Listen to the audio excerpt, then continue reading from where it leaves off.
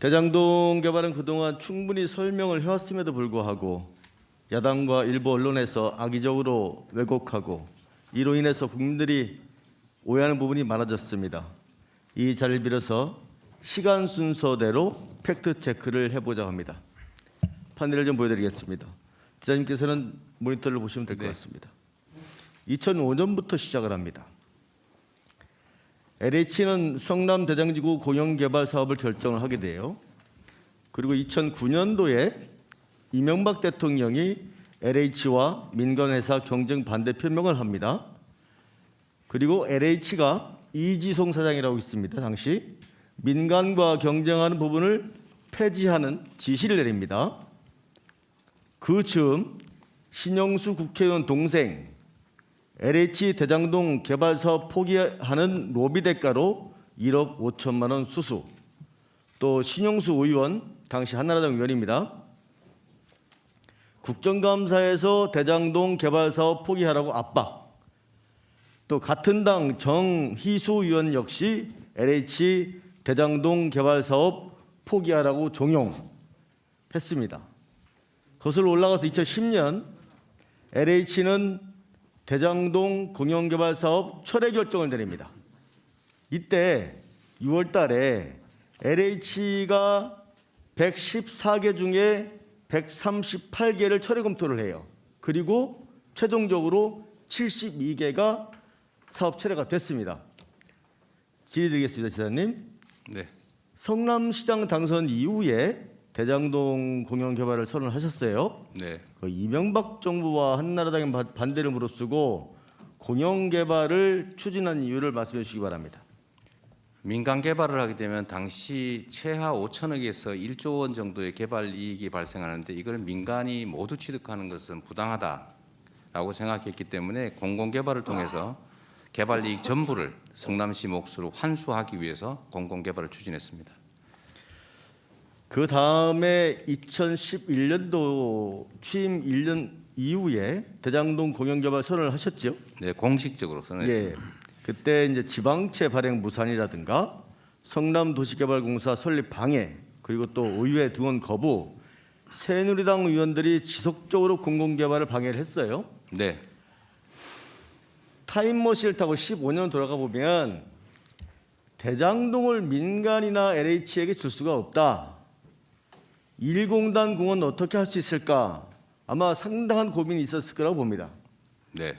이거 도시개발법 개정으로 대장동과 1공단과 결합이 가능할 것 같은데 해서 이게 가능하니까 이거다 해가지고 지방채 승인 불가능하니 단독은 어렵지만 1공단 집어넣고 개발 이익 장난 멋지게 확정해서 먼저 빼자, 이런 판단을 보이거든요. 네. 질의드리겠습니다. 원래는 1공단은 본시가지에 있고 대장동은 판교 옆에 분당에 있기 때문에 분당 그 대장동 개발 이익을 받아서 본시가지 토지를 사서 공원을 만들려고 했는데 네. 시간이 너무 많이 걸리기 때문에 저희가 이걸 고민하고 있던 중에 법령이 개정돼 가지고 다른 지역에 있는 토지도 결합해서 하나의 사업을 할 수 있는 제도가 생겼기 때문에 결합 개발을 도입했습니다. 네.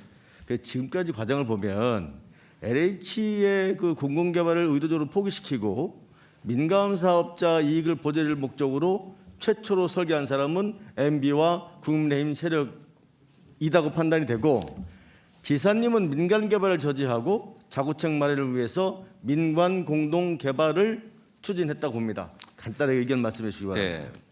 어쨌든 국민의힘 당 정권 성남시 의회 다수당인 국민의힘은 무조건 민간 개발을 허용해라, 공공이 관여하지 말라는 것이었고, 그래서 저희가 지방채 발행도 부결하고 이게 소위 준예산도 겪고 이런 아주 몇 년 동안 난리가 났는데 민관 합동 개발도 국민의힘은 반대였습니다.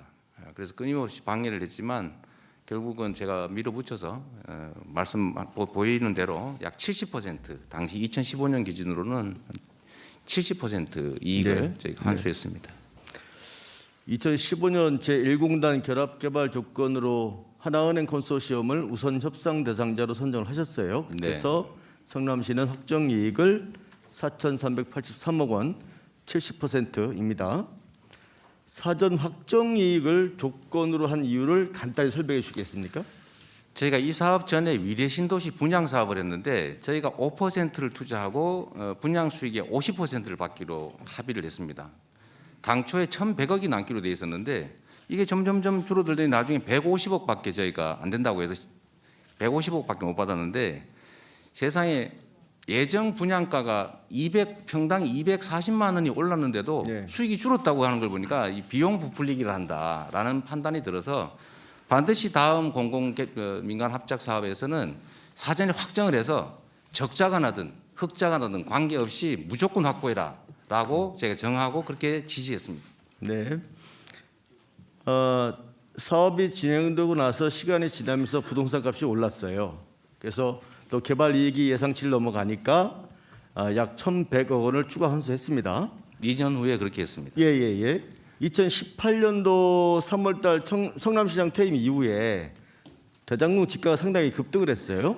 그렇습니다. 이제 분양에 의한 초과이익이 발생을 했는데 그때는 이제 지사님이 권한을 행사할 수가 없었습니다. 아쉽게 생각합니다. 네, 대장동 초과이익 대부분 아파트 분양 과정에서 발생을 합니다. 네. 이 이익을 토건 세력이나 호화, 법조 자문단이나 보수 정치인들이 착복을 했습니다. 여기서 50억 클럽이 탄생을 합니다. 그렇습니다. 마지막 질의 드리겠습니다. 지사님 제 판단인데요. 주어진 환경에서 최대한 개발 이익을 환수하고 시민들에게 돌려주려고 노력했던 것과 토건 세력을 포함한 삼각 카르텔이 부정부패를 일삼은 것은 저는 별개로 봐야 된다고 생각합니다. 어떻게 생각하시는지. 이게 전에도 잠깐 말씀드렸습니다만 제가 파크뷰 특혜 분양 분당 정자동 용도 변경 사업을 들여다보면서 돈 한 푼 안 들이고 정치 권력과 토건 비리 세력이 유착을 해가지고 수천억의 이익을 보는 걸 제가 목도했고 그 사건 때문에 제가 구속도 됐습니다만 반대 운동하다가 그래서 제가 개발 문제에 대해서 관심을 가졌고 대학원에서 연구도 했고 그래서 결국은 이게 다 인허가권 행사를 통해서 얼마든지 환수할 수 있다는 사실을 알게 됐습니다. 그래서 제가 토건 세력들과 원수가 됐습니다. 그때부터. 그래서 이 사건도 사실 국민의힘이 방해하지 않았으면 지금 9천억대라고 하는 이 개발 이익을 성남시가 다 취득했겠죠. 그런데 국민의힘의 강요대로 제가 굴복했더라면 이 9천억 다 민간업자가 받았고 50억 클럽이 아니라 아마 500억 클럽이 됐을 가능성이 많습니다. 그러나 그 와중에도 저희가 최선을 다해서 고군분투해서 70% 환수했다. 지금 현재 가치로 따져도 9천억 중에서 우리가 5,500억, 5,800억을 환수했기 때문에 60%를 환수한 건데 이게 대한민국 정치사회, 행정사에 유례없는 일인 건 분명합니다. 다만 제가 우리 국민들이 가지시는 안타까움이나 소외감에 대해서는 제가 100% 환수하지 못한 점 제가 깊이 사과드립니다. 더 노력하겠습니다. 네, 수고하셨습니다.